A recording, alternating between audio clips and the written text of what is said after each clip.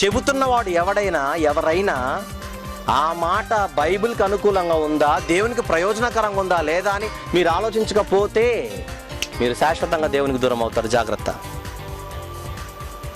చెబుతున్నవాడు ఎవరైనా, ఎంత గొప్ప బోధకుడైనా, ఎంత గొప్ప సేవకుడైనా, చెబుతున్నది అలా ఉందో లేదో మీరు ఆలోచించండి. ఏ వ్యక్తి అయితే యేసుప్రభుని నమ్ముకుంటే నీకు పరలోకం వస్తుందని చెబుతాడో, యేసుప్రభుని నమ్ముకుంటే నీకు నిత్యజీవం ఇస్తాడని చెబుతాడో అతను నిజమైన సేవకుడు.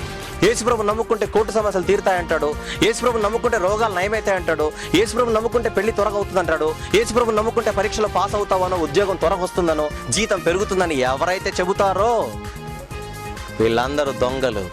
వీళ్ళందరిలో వాడున్నాడు. అసలైన అర్థాన్ని వాడు పాడు చేసి ఏం చేస్తున్నాడు? ఉభయార్థాన్ని చూపించి ఇదే దేవుని మాట అని చెబుతాడు. వారిని నమ్మకండి మీరు. ఎవరైతే in the name of Jesus touch అని అంటారో వాళ్ళందరూ దొంగలు. యేసుప్రభు పడగొట్టాడు, పడిపోయిన వాడిని నిలబెడతాడు. యేసుప్రభు పడగొట్టాడు, పడిపోయిన వాడిని నిలబెడతాడు.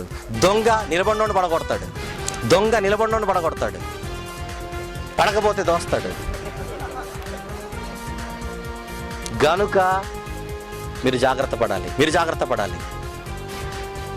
వినబడే ప్రతి మాటను మీరు నమ్మకండి. బెరేయ క్రైస్తవుల వలె వారు చెబుతున్న వాళ్ళాగున ఉన్న వాళ్ళని పరిశీలించండి. 1 యోహాను 4వ అధ్యాయంలో ఉన్నట్టుగా ప్రతి ఆత్మను నమ్మక ఆ ఆత్మ దేవుని సంబంధమైనదో కాదో అని పరీక్షించండి. ఆ బాధ్యత మీకు ఇచ్చాడు. ఎందుకంటే వీడు దూరుతాడని దేవునికి తెలుసు గనక.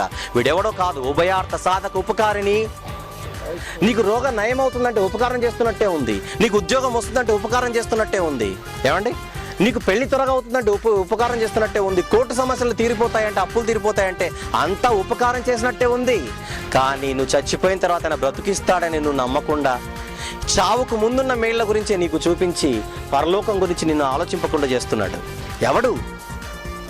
ఉభయార్థ సాధక ఉపకారిణి, నీ అదృశ్య వినాశిని.